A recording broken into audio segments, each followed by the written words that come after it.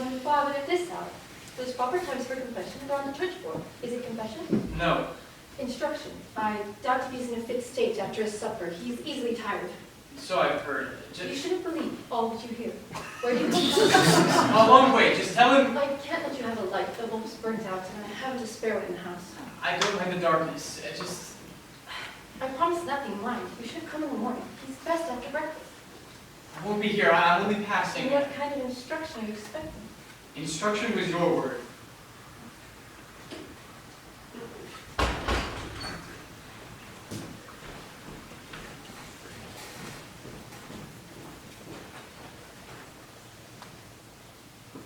And when can I find you capable? Answer me that. I'm waiting for an answer. They had written to the bishop long before this if I let them. Don't think they haven't learned what happened in their last parish. And the one before that. If I hadn't begged them time and again to give you a chance, if only for my sake. Your sake? I've been the priest's housekeeper here for 20 years and never had a breath of scandal before. But unless you give me your solemn, honest to God promise, we'll keep off the liquor. I shan't be preventing them any longer writing to the bishop. Let them write. If they do, it'll be the end of you. You will find another bishop to take you. Do you think I'd mind that? Let them take away my faculties. Don't threaten a convict with the loss of his chains. Speak low. You don't to advertise your shame to a stranger. Go and fetch the man, whoever he is. I'm going to help my sake first. Here they want a priest with faith. Don't turn away and pretend you don't understand. Fetch him in, I say. You and I are going to have this out once and for all. It's for your sake I'm speaking. I say the Mass every Sunday at 8:30, and on weekdays at 7 for those who care to come. There aren't many. What else do you want of me? Oh, you stand at the altar all right, gabbling your way through as quickly as possible to get at your breakfast. But you don't believe a word you're saying. How do you know? In a life like mine, you get an ear for such things. Yes, I suppose so. You should have heard poor Father Murphy, and the beautiful voice he had.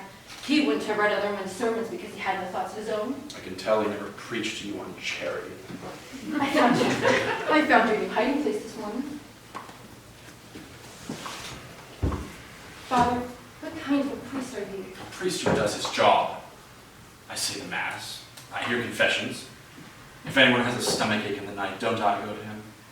Who has ever asked for me and I haven't come? Miss Alexander. Yes. You would remind me of that. I couldn't wake you. I had to say next day you were sick. Sick! Miss Connolly, you've looked after a lot of priests in your time. You take it as your right to speak your mind to them and me. You expect me to serve you, all of you, every day for 24 hours. I mustn't be a man. I must be a priest. And in return, after Mass, you give me coffee and eggs. In all these years, you've never learned how to make coffee. You make my bed. Keep my 2 rooms clean. Or nearly. I don't ask you for any more than you're paid to do. The people here have a right to a priest with the faith. Faith. They want a play actor. They want snow-white hair, high collars, clean vestments. Who pays the cleaner? Not their 6pence. And they want a voice that's never husky with the boredom of saying the same words day after day. All right, let them write to the bishop.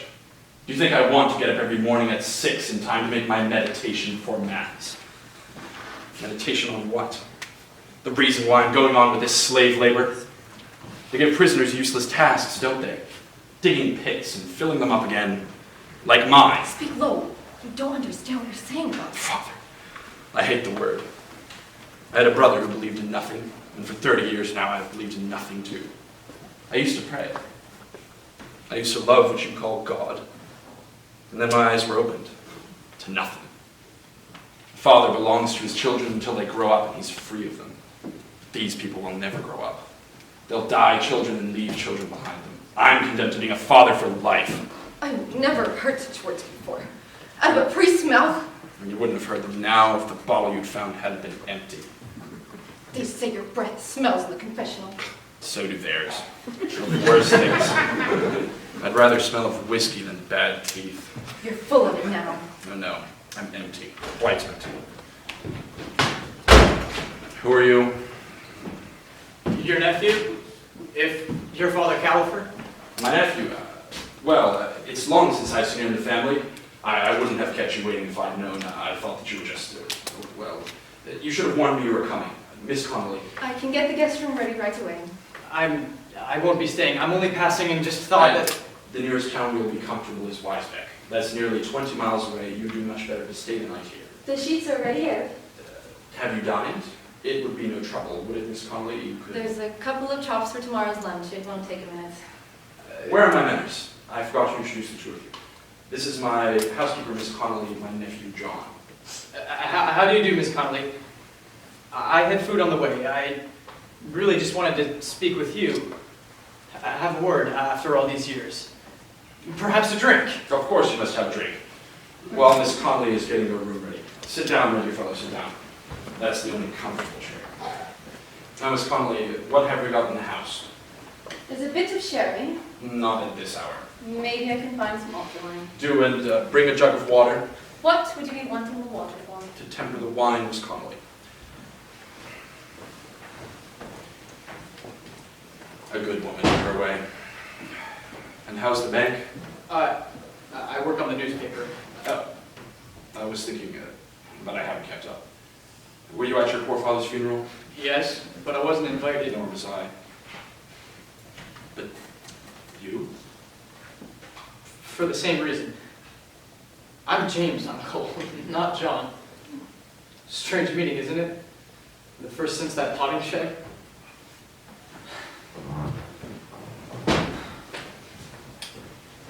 Is there anything else that you want? No. You can go to bed. I'll show my nephew up.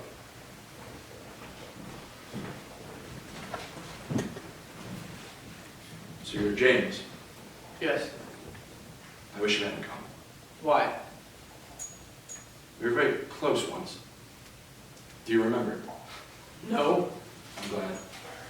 You won't find me so changed then. I couldn't help listening just now. You didn't lower your voice. That's honest anyway. So we needn't pretend. You'll have some whiskey? A reunion like this demands. Volume 2, Seat F.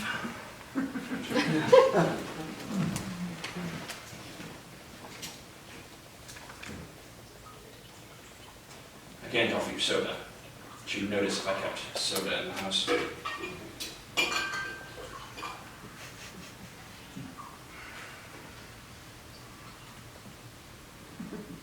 Welcome to my home. Rather different from Wild Grove, isn't it? But your father and I follow different ways. They say you can tell a man's character from his furnishings. Yes, you can see mine standing all around you for yourself. What sort of rooms have you got, I wonder? Well, I've told you at Wild Grove that I'm over fond of this. Well, I do my job. Nobody can deny I do my job. Look at the pictures, the books. I keep up appearances, don't I? We are intelligent, you and I. Look at that picture of the Sacred Heart. A Christmas card made out of a medical textbook. This is your drink. A glass of wine with his meals. A lucky man. How does it go? I scoff at scars, who never felt a wound. What's your wound, Uncle? My wound. Nothing serious. It's a difficult thing, though. Practicing the faith day in and day out. You don't believe one jot of it. You know that at night I still pray. To nothing. To that. I was teaching you to believe in that when your father interfered. How right he was. Right? He was a very clever man. Older and cleverer than I was. He took everything I told you and made fun of it. He made me a laughing stock before you. I was teaching you about the virgin birth and he cured you with physiology. Was that why I tried to kill myself? So you know about that, do you? He was a bit too rough. Fill your glass. Got you this bottle by 12. Why by 12? I have to say Mass in the morning. I abide by the rules. For It's who? the least I can do. For myself. I caught you there. You thought you were squeezed out of one small drop of faith. But there isn't one drop. Set the alarm for 6. So that's why you asked for the water. Where'd you got that hidden? I brought it. I tried so hard to keep him off the drink, and now you're sending him drunk to bed. I'm sorry, I needed it more than he did. You'll see he goes up to bed soon, won't you? He has to wake early. He works hard in his way.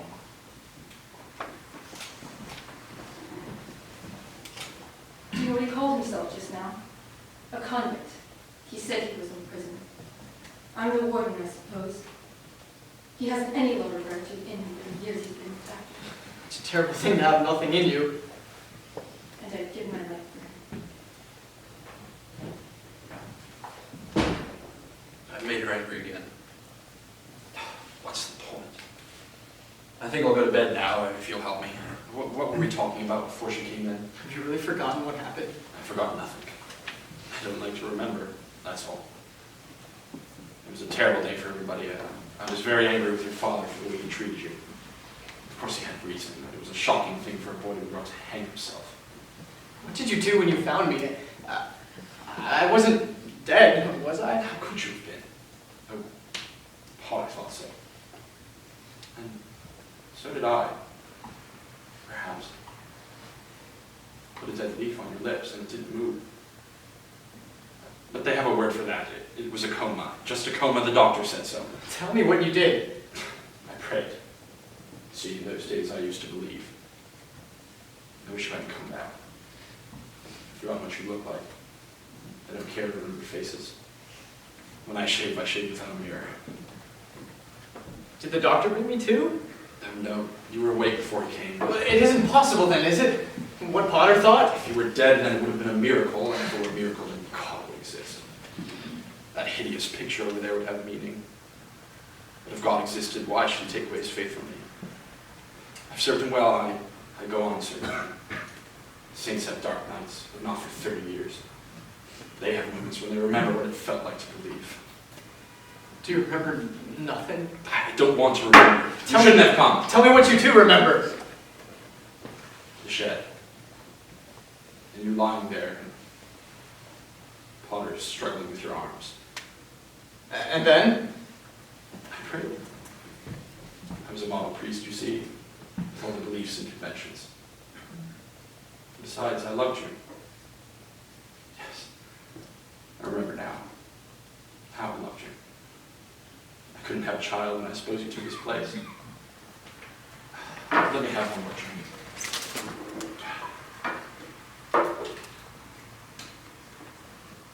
When I had you on my knees, I remember a terrible pain. Here. So terrible, I don't think I could go through it again. It was just as though I was the one who was strangled. I couldn't breathe, I couldn't speak. I had to pray in my mind. And your breath came back. It was just as though I had died instead. What did you pray? It's so long ago. Try to remember. What difference does it make to you? I've been close to despair too. What made you remember me? Potter's widow. Is he dead? Poor fellow. So you came to me. Do I look as though I could be of any use to anyone at all? It was a terrible way, finding you dead. Dead? I mean, you seem to me dead. What did you do?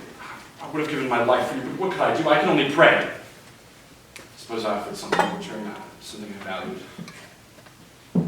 Not spirits. I really thought I loved God in those days. I said, let him live, God.